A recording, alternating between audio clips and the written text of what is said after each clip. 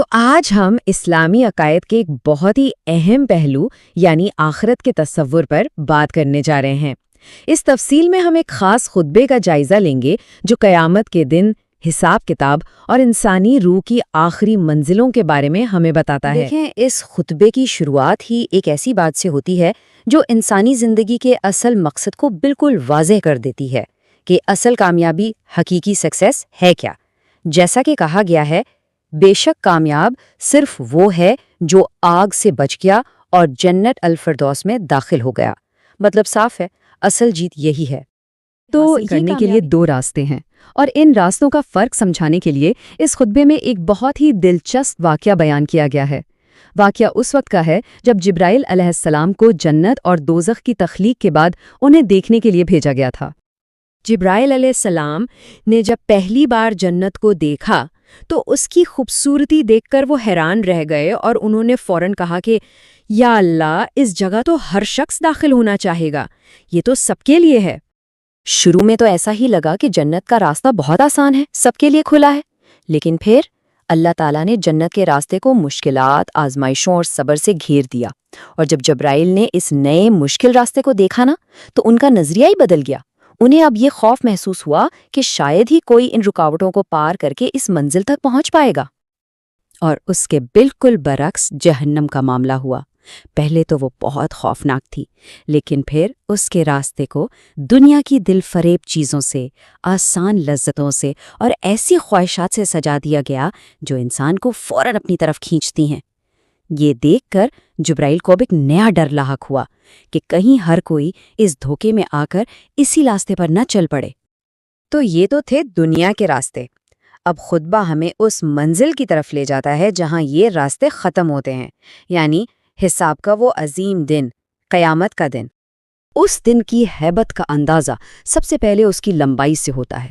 ذرا تصور کریں، 50,000 سال۔ ایک گناہ گار کے لیے یہ دن 50,000 سال لمبا ہوگا، ہاں، لیکن ایک مومن کے لیے روایات کے مطابق یہ وقت اتنا ہی محسوس ہوگا جتنا ایک نماز ادا کرنے میں لگتا ہے۔ اور اس دن کی گرمی کا عالم یہ ہوگا کہ سورج صرف 1 میل کے فاصلے پر ہوگا، جسمانی حالت اتنی ناقابل برداشت ہوگی کہ لوگ اپنے اعمال کے حساب سے اپنے ہی پسینے میں ڈوب رہے ہوں گے۔ اور خوف اور دہشت کا عالم یہ ہوگا کہ ہر طرف ایک ہی پکار گونج رہی ہوگی، نفسی نفسی، یعنی میری جان میری جان۔ ہر شخص، ہر روح، یہاں تک کہ انبیاء کرام بھی صرف اپنی نجات کے لیے فکر مند ہوں گے، کسی کو کسی اور کی پرواہ نہیں ہوگی۔ اس لمبے ہیبت ناک انتظار کے بعد پھر اصل حساب کتاب شروع ہوگا، اور اس کا آغاز ہوگا اعمال نامہ ملنے سے، زندگی بھر کی کمائی کا ریکارڈ۔ اور یہی وہ لمحہ ہے جہاں انسانیت صاف صاف 2 گروہوں میں بٹ جائے گی۔ ایک طرف ہوں گے وہ نیک لوگ جنہیں اپنا اعمال نامہ سیدھے ہاتھ میں ملے گا اور وہ اسے خوشی اور فخر سے سب کو دکھائیں گے، اور دوسری طرف وہ بدنصیب ہوں گے جنہیں ان کا ریکارڈ الٹے ہاتھ میں یا پیٹھ کے پیچھے سے دیا جائے گا، اور وہ اسے شدید خوف اور شرمندگی کے عالم میں چھپانے کی کوشش کریں گے۔ اور جنہیں اعمال نامہ الٹے ہاتھ میں ملے گا، ان کی پکار، ان کی حسرت کچھ ایسی ہوگی، اے کاش مجھے یہ کتاب دی ہی نہ جاتی، کاش موت ہی میرا انجام ہوتی، آج میرا مال میرے کسی کام نہ آیا، میری ساری سلطنت، ساری طاقت، سب کچھ ختم ہو گیا۔ اس وقت انہیں احساس ہوگا کہ دنیا کی ہر چیز بیکار تھی۔ تو جن کے اعمال انہیں سزا کی طرف لے جاتے ہیں، ان کے لیے آگ کے اندر کیا ہے؟ اس خطبے میں عذاب کی کچھ ایسی تفصیلات ہیں جنہیں سن کر رونگٹے کھڑے ہو جاتے ہیں۔ سب سے پہلے تو اس آگ کی شدت۔ کہا جاتا ہے کہ جہنم کی آگ دنیا کی تمام آگ، حتیٰ کہ سورج کی آگ کو بھی ملا لیا جائے تو اس سے بھی 70 گنا زیادہ گرم ہے۔ اس کا تو ہم تصور بھی نہیں کر سکتے۔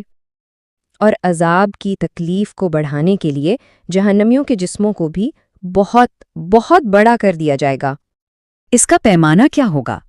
دیکھیے، کہا گیا ہے کہ ایک دانت احد پہاڑ جتنا بڑا ہوگا۔ جسم کی کھال کو 63 فٹ موٹا کر دیا جائے گا تاکہ عذاب زیادہ گہرائی تک محسوس ہو۔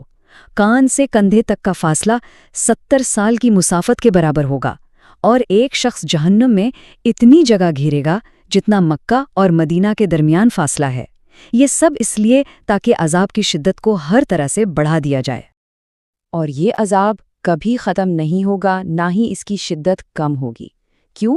کیونکہ جب بھی آگ سے ان کی کھالیں جل جائیں گی انہیں فوراً نئی کھال سے بدل دیا جائے گا تاکہ تکلیف کا احساس ہمیشہ نیا ہو، ہمیشہ تازہ ہو اور مسلسل جاری رہے۔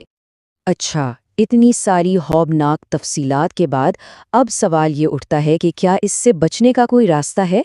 بالکل ہے، اور یہ خطبہ اب ہماری توجہ اس طرف دلاتا ہے کہ اس انجام سے بچنے کے لیے ہم اس زندگی میں کیا کر سکتے ہیں۔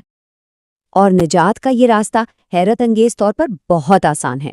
خطبے میں بتایا گیا ہے کہ جب کوئی شخص گرمی کے دن میں یہ دعا کرے، اے اللہ مجھے جہنم کی گرمی سے بچا، اور سردی کے دن میں یہ دعا کرے، اے اللہ مجھے جہنم کی سردی سے بچا، تو روایت کے مطابق جہنم خود اللہ سے اس بندے کو پناہ دینے کی درخواست کرتی ہے، صرف ایک مخلصانہ دعا۔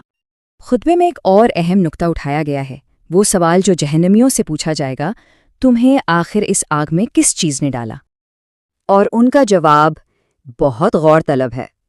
وہ یہ نہیں کہیں گے کہ ہم نے قتل کیا یا کوئی اور بڑا گناہ کیا، بلکہ ان کے جواب کچھ یوں ہوں گے: ہم نماز پڑھنے والوں میں سے نہیں تھے، نہ ہی ہم مسکینوں کو کھانا کھلاتے تھے، ہم بیکار باتوں میں پڑے رہتے تھے، اور ہم حساب کے دن کو جھٹلاتے تھے، یعنی بنیادی فرائض کو مسلسل نظر انداز کرنا۔ تو اس ساری تفصیل کے بعد یہ خطبہ ہم سب کو ایک اہم سوال کے سامنے لا کر کھڑا کر دیتا ہے۔ جب دونوں راستے، جنت کا بھی اور جہنم کا بھی، اتنی وضاحت سے بیان کر دیے گئے ہیں، تو اب ہر ایک کو اپنے اندر جھانک کر دیکھنا ہے کہ ہم اصل میں کس راستے پر چل رہے ہیں۔